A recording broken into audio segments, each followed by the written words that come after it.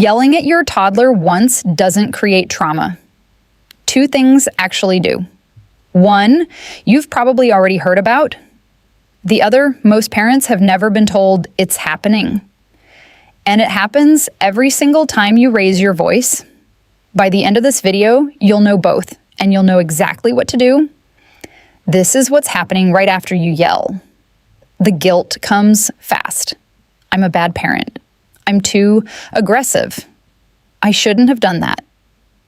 And most of us do the same thing with it. We tell ourselves they're too young to understand, that they won't remember. And we move on hoping it just passes. I understand it's easier that way, and the guilt is already heavy enough, but that decision to say nothing, to bury it, that's the first thing that actually causes damage, not the yell. The silence after it. When you yell and say nothing, trust doesn't break all at once. It erodes little by little every time. And so does your child's confidence. What grows in its place is quieter and harder to see. Your child starts to normalize it. They learn that yelling is just how things go.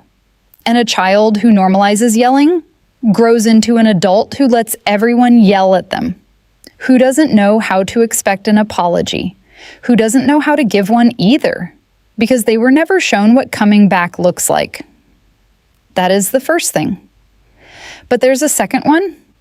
It happens during the yell, not after it. Most parents don't know they're doing it, and it causes more damage than the volume. Stay with me.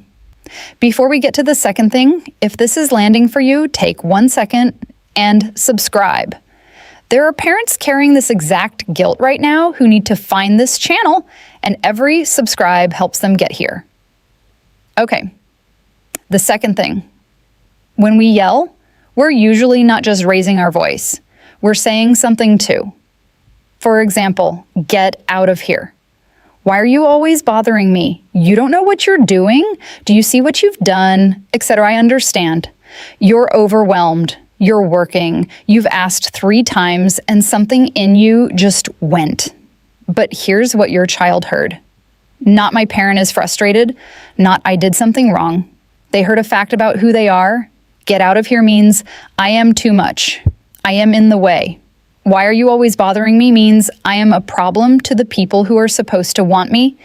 That is the label, not the yell, the label inside the yell. And a label lands differently than a raised voice. It doesn't fade when you calm down. It stays. It shapes how your child sees themselves quietly, consistently, over time. This is what you want to watch for. Not only the volume, but the words too. So now you know both things, the silence after and the label during. Here's what you do instead. This is what I want you to do and practice. When you've yelled and you've calmed down, you go back, you get down to their level, you look them in the eye and you apologize. Not vaguely, specifically.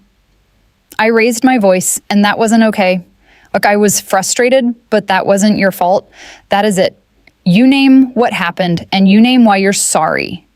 Not just I'm sorry, because I'm sorry without the explanation is just a sound. The explanation is what makes it land.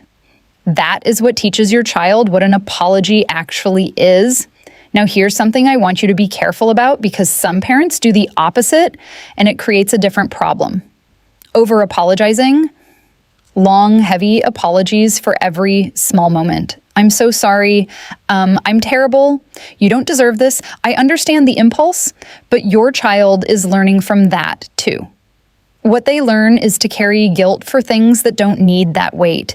They become over-apologetic themselves, saying sorry for things they don't need to apologize for, because that is the version of repair they were shown. The repair isn't a performance, it's a sentence or two. That is all. Here's what it builds over time. Your child starts to trust that when something goes wrong between you, you'll come back.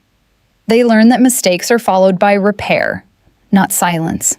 And a child who grows up knowing that doesn't just feel more secure with you, They grow into someone who knows how to repair relationships when they get things wrong because you showed them what that looks like. You aren't the parent who damaged your child because you raised your voice.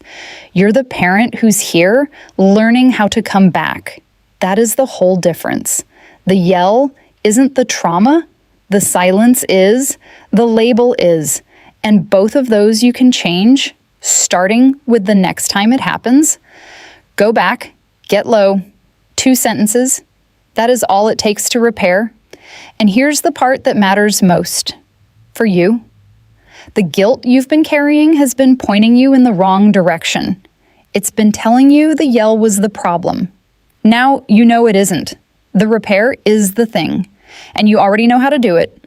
You are a great parent, and that's why you're watching this video. If this video helped you, please subscribe and leave a like.